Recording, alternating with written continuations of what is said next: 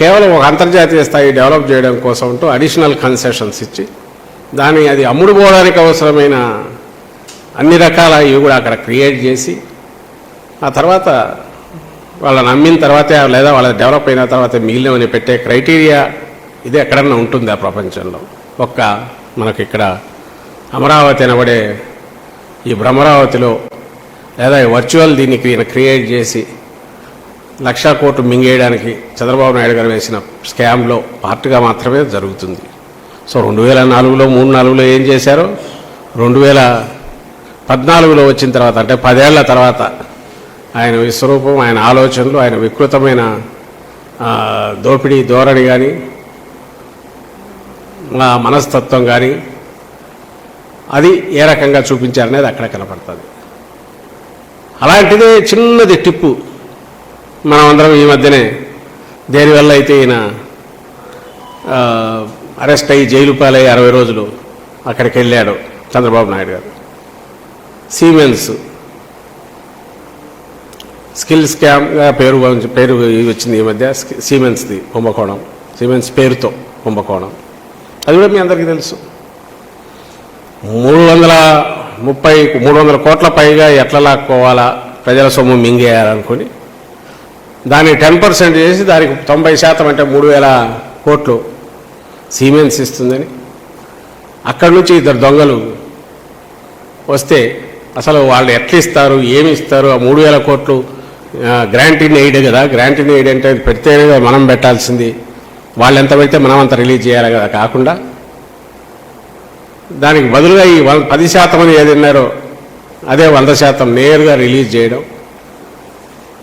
ఆ చేయడానికి అవసరమైన రకంగా అవుట్ సైడ్ ఒక బయట వ్యక్తిని, ప్రైవేట్ వ్యక్తిని తీసుకొచ్చేసి అతనికి 4 పోస్టులు స్పెషల్ సెక్రటరీగా ఇంక్లూడింగ్ సీఎంఓలో సీఎం తన సెక్రటరీగా కూడా పెట్టుకొని 5 నెలల్లోనే 2014లో అధికారంలోకి, ఈసారి లాస్ట్లో అయితే ఇదవుతుంది, ఫస్ట్లోనే కొట్టేయాలన్నట్టున్నారు. 2014 జూన్లో వస్తే ఆగస్టు నుంచే మొదలవుతుంది ప్రాసెస్. 2015 ఎండుకంతా దాదాపు పూర్తి అయిపోతుంది. 2015 కంతా 2015 ఫిబ్రవరి నుంచి ప్రాసెస్ మొదలవుతుంది.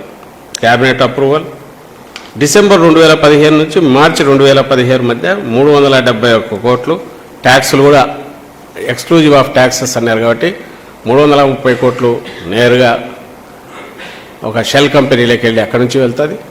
దానికి ట్యాక్స్లు అదనంగా ప్రభుత్వం అంటే ప్రజల సొమ్ము పే చేసి 370 కోట్లు నేరుగా పంపించేస్తారు. దానికి సంబంధించిన ఎలాంటి చెక్ చేయడము, అలాగే దానికి ముందు వాళ్ళు ఏమిస్తున్నారో చూడడము, అసలు వచ్చిందా లేదా, దానికి సమంగా మనం వాటా పెడుతున్నామా లేదా ఏమి చూడకపోవడం.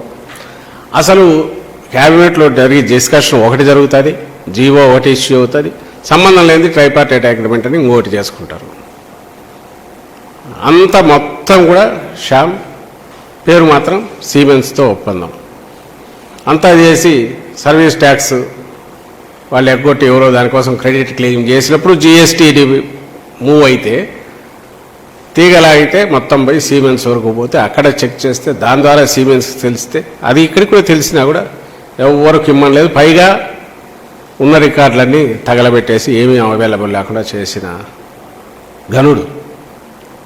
ఇక్కడ అదే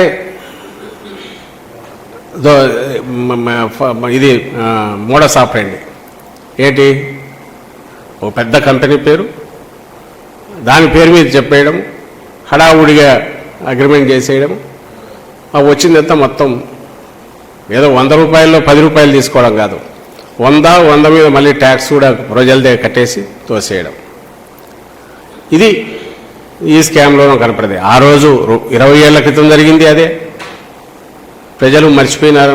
14లో ఎన్నిక చేసుకుంటే మళ్ళీ అలాంటివి జరిగాయి. ఇవి కాక ring road scam, fibre net, ఇవి సుమారుగా ఉన్నాయి. ఇవన్నీ వాటిలో కూడా అలాగే షెల్ కంపెనీస్కి పోతాయి. కానీ ఇది క్లాసికల్ ధోరణి, ఒకటే మోడస్ ఆపరేటర్తో కనపడే కేసులు ఈ 3, అది కానీ అమరావతి కానీ స్కిల్ స్కామ్ కానీ.